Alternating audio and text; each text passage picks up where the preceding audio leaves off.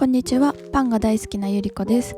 今日も平日の朝ごはんにするべく大量にパンを焼いていこうと思います。栄養たっぷりのほうれん草とチキンのパンや甘くて可愛い熊のかぼちゃパンなどたくさん作ってみました。まずは前日の仕込みから。前日仕込み1つ目はハードパンの生地です。リスドールとお塩とドライイーストを混ぜたところにモルトパウダーを溶かした水を加えていきます。今回珍しく手ごねでハードパンを作ってみたんですが、ネバネバしてすごく扱いづらかったです。ハードパンは他のパンよりも加水率が高いから仕方ないのですが、先に強力粉とお水を合わせて休ませるというオートリーズをすることでネバネバを抑えることができることを後から知りました。なんとかまとまりました。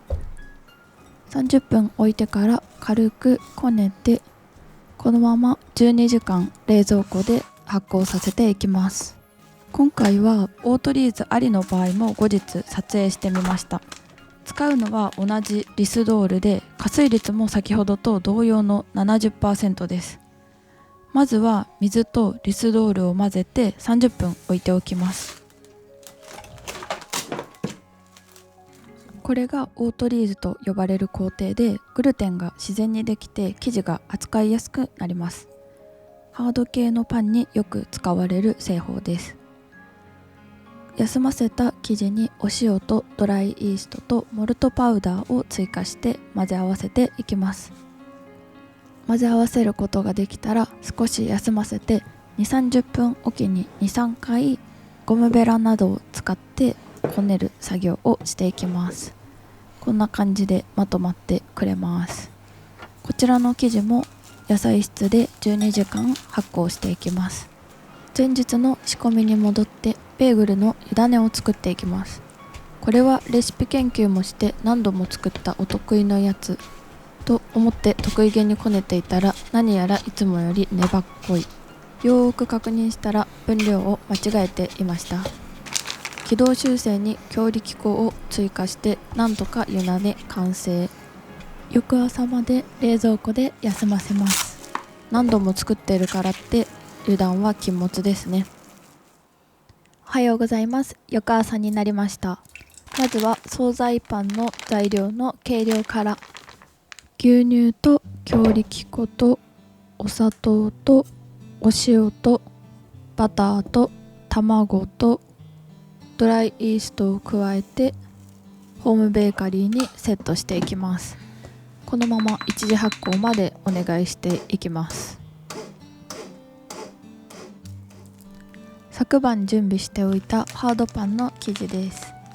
まな板に打ち粉を出して生地を出していきます。見た目はなんとなくつるっとしてるように見えますが、触っていくと結構ネバネバしてて、切るのもちょっと大変ですね。楕円形に丸めてベンチタイムを取っていきます。お次は惣菜パンのフィリング作り。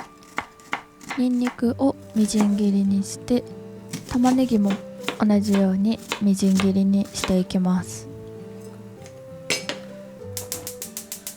熱したフライパンにオリーブオイルをひいて、ニンニクと玉ねぎを炒めていきます。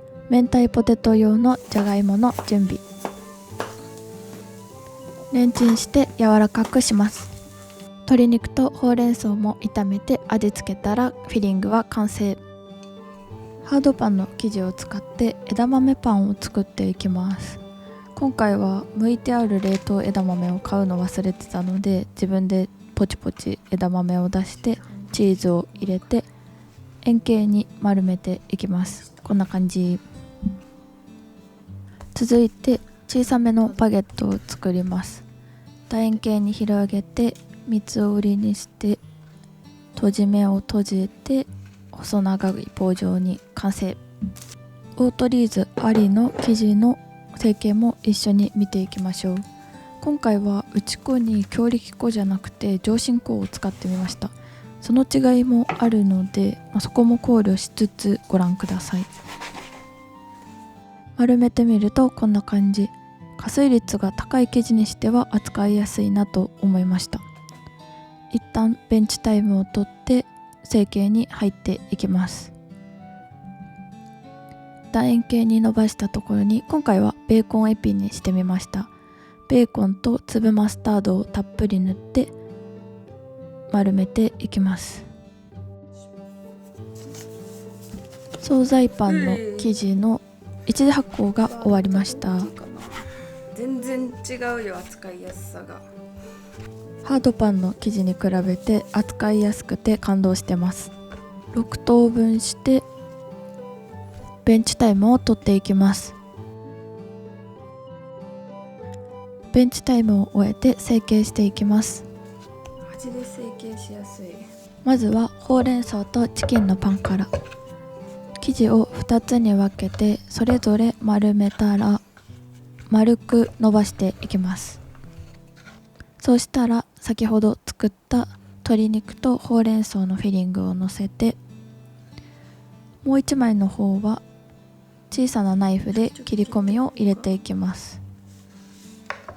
それをほうれん草の上からかぶせて、周りが出てこないようにしっかりと閉じていきます。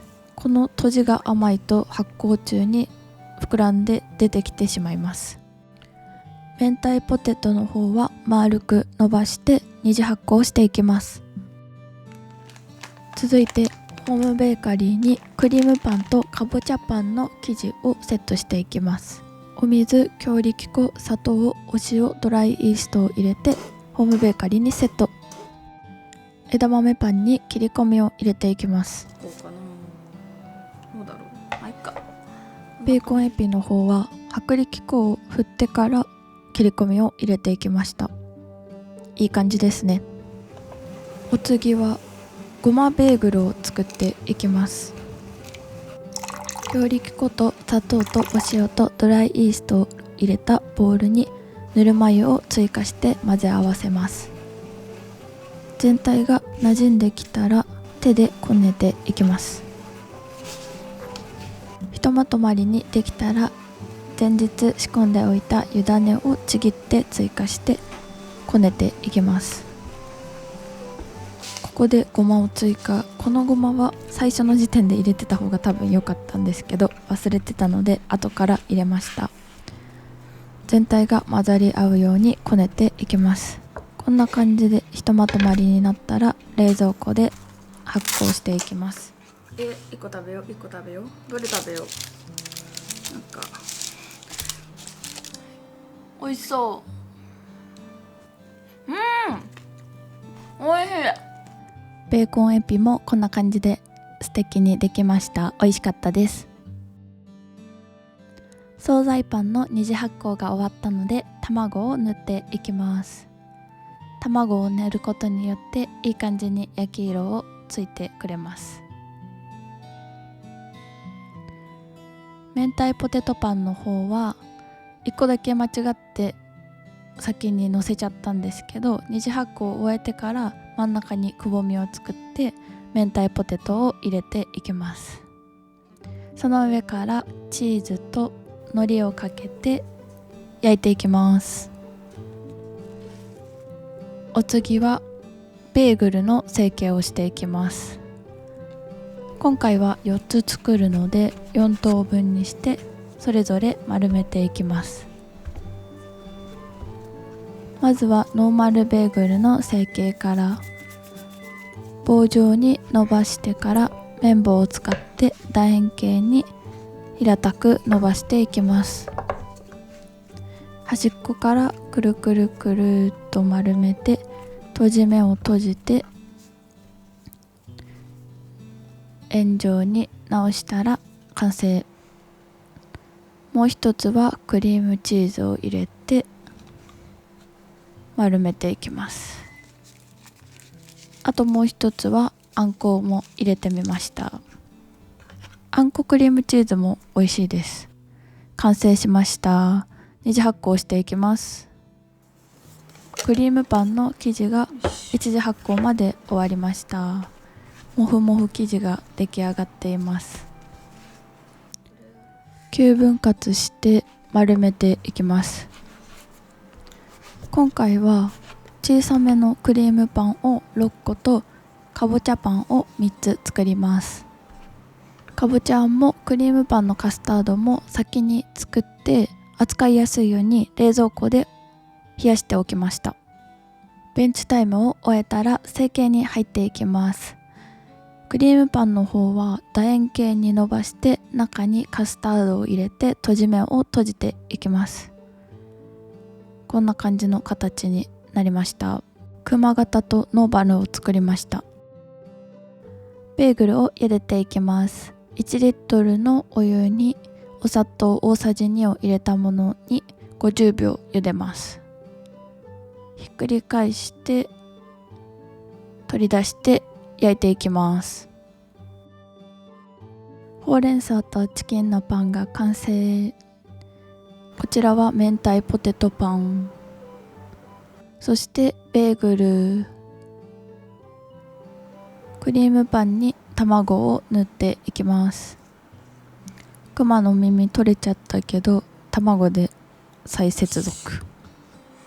完成しました。すごい、めっちゃ焼けたよ。食べていきます。クリームパン、初クリームパンめっちゃいいと思うんだけど美味しそう。かぼちゃパン可愛くない？めっちゃ。本当にね、チョコペン買ってきてもらったんだけど水色のチョコペンだったの。可愛いよ。でもちょっと見せたい。どうすか可愛くない？さ可愛くない？自画自賛。でもさ、このさ水色のチョコペンによって可愛さがさ増してると思うんだけど。いただきます。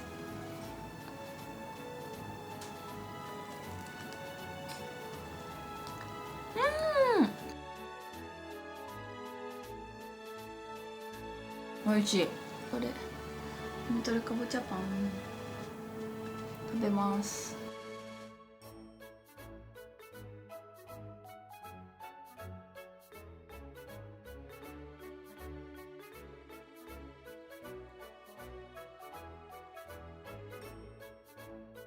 これヒット商品美味しい感じ。お次はほうれん草のパン。いい感じ。ちょっと温めてくるこれちょっと温め直したら焦げましたが食べます。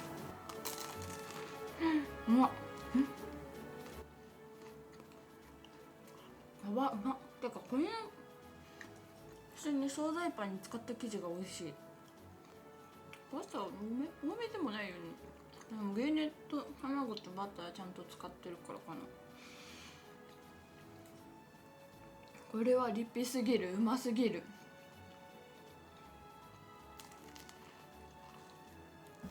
当然のごとく全部は食べられないのでラップに包んで袋に入れて冷凍していきます。